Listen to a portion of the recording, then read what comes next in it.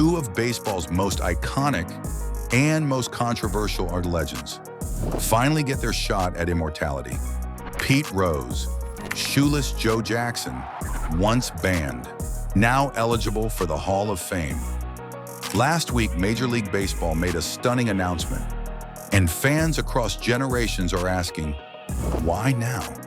This is the story behind the scandals, the stats, and what comes next.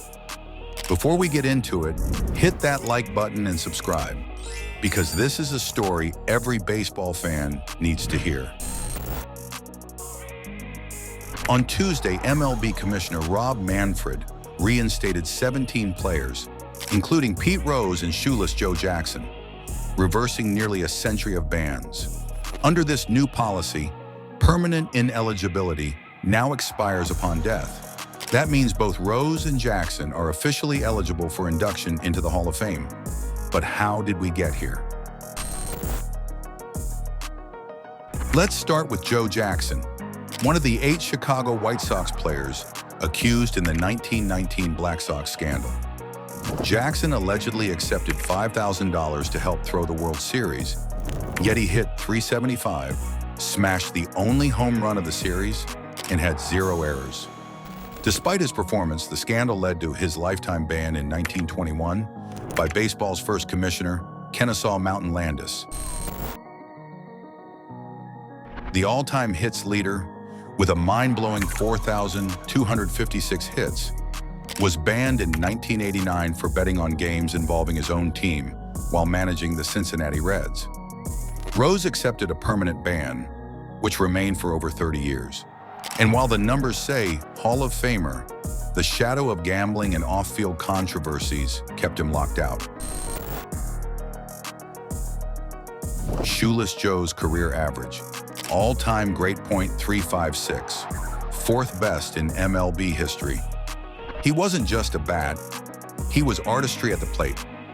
Pete Rose, he holds records in hits, games, at-bats, and plate appearances.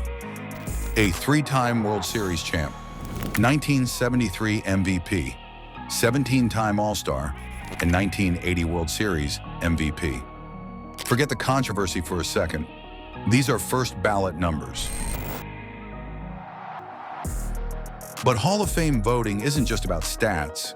It's about integrity, character, sportsmanship. That's the very clause critics have clung to, especially with Pete Rose. He not only gambled, he lied about it for years. He was also involved in legal troubles, from tax fraud to allegations of statutory rape in unsealed court documents. Even when he applied for reinstatement in 1997 and again in 2015, commissioners said no. As for Jackson, his guilt was always more ambiguous. Historians still argue whether he truly understood the fix or simply took the money and played on anyway. Pete Rose passed away on September 30th, 2024, at 83 years old.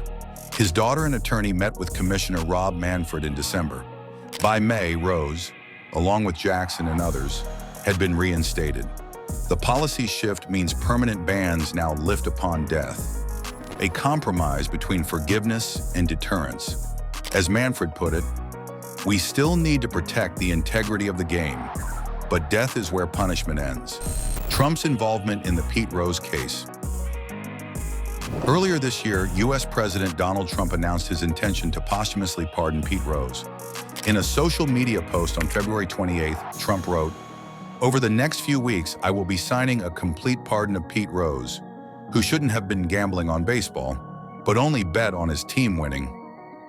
Although Trump didn't specify what the pardon would legally cover, since Rose's MLB ban was not a criminal matter, his statement rekindled national debate about Rose's legacy and the fairness of his lifetime ban.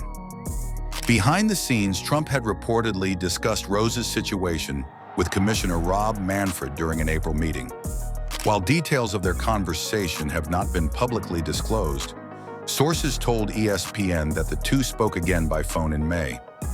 Rose's reinstatement by MLB on May 13th, just weeks after these interactions, has drawn attention to Trump's potential influence. although the league has not confirmed any direct connection between Trump's statements and the decision. Rose and Jackson won't hit the Hall of Fame ballot right away. Under current rules, the Classic Baseball Era Committee, covering players before 1980, won't vote again until December 2027.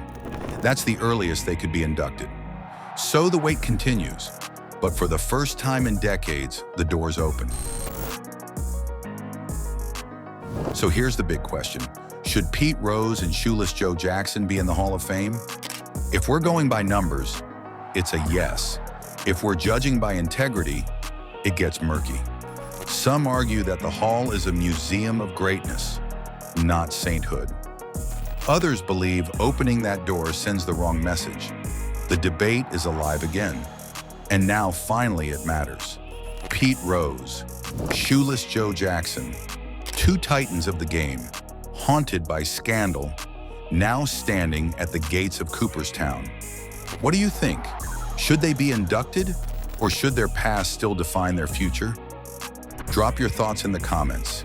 And if you love baseball history, don't forget to like, subscribe, and ring the bell.